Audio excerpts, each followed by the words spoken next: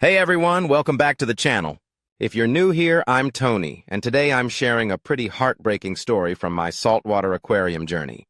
Over the last couple of months, I've been battling with an outbreak of dinoflagellates, and sadly, they wiped out all of my coral. If you've ever had to fight off these nasty pests, you know it's no joke. But in the end, I found a way to get rid of them, and I'm going to tell you how I did it. So first off, let's talk about what dinoflagellates are, in case you're not familiar. These are microscopic algae that can multiply rapidly under the right conditions, often leading to an outbreak that causes all kinds of problems in your tank. You might notice things like brown, slimy patches on rocks, corals, or sand beds. These are the dinoflagellates in action. They thrive on excess nutrients, poor water quality, and can be triggered by long lighting periods. For me, the nightmare started about 2 months ago. Everything seemed fine with my tank. My corals were thriving, the water parameters were solid, but then, out of nowhere, I started noticing these brown, slimy patches showing up on my live rock and coral.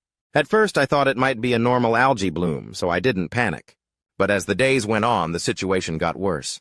The brown slime started to spread, and I realized this was no ordinary algae problem. After doing some research, I came to the awful conclusion. It was dinoflagellates. They were slowly suffocating my corals, covering their polyps and preventing them from getting any light. My heart sank. Now, if you've ever had to deal with dinoflagellates, you know it's not something you can fix overnight. I started adjusting my parameters, doing frequent water changes, and even tried dosing various treatments I read about, but nothing seemed to work. The dinoflagellates kept coming back stronger, and my corals, my beautiful SPS and LPS, started to slowly decline. For a while, I tried battling them with manual removal. I would scrape off the patches of slime, siphon out as much as I could, and even tried adding more flow to the tank, thinking that might disrupt the dinoflagellates. But they were relentless. After 2 months of constant struggle, I was losing hope. My corals were almost completely covered in the brown slime, and I was watching them die one by one. That's when I decided to try something drastic. I turned off the lights for 4 full days. Now, I know this might sound extreme, but let me explain. Dinoflagellates are photosynthetic organisms, meaning they rely on light to survive and grow. By cutting off their light source completely for a few days, I was hoping to starve them out. And guess what? It actually worked. After those 4 days of darkness, I turned the lights back on and was amazed to see that the dinoflagellates had finally started to die off. I could still see a little bit of them here and there, but the worst was over. It wasn't an instant fix. My corals had already suffered a lot of damage, but the dinoflagellates were no longer taking over. I've been doing regular water changes and keeping the lights on a shorter cycle now to prevent a recurrence, and things are finally starting to look better. It's been a tough lesson learned, but I feel like I'm back on track. So what did I learn from all of this? Well, first, dinoflagellates are no joke. They're tough to get rid of, and once they take hold, they can really damage your tank.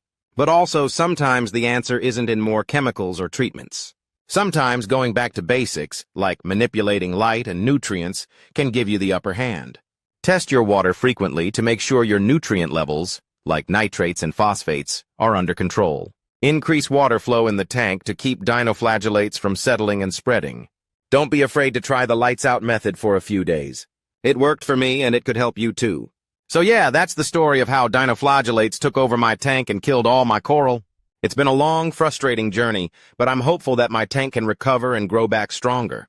Thanks for watching. And if you've had any similar experiences or have tips for dealing with dinoflagellates, I'd love to hear them in the comments below. Don't forget to like, subscribe, and hit that notification bell if you want to see more updates on my tank's recovery. Until next time, happy reefing.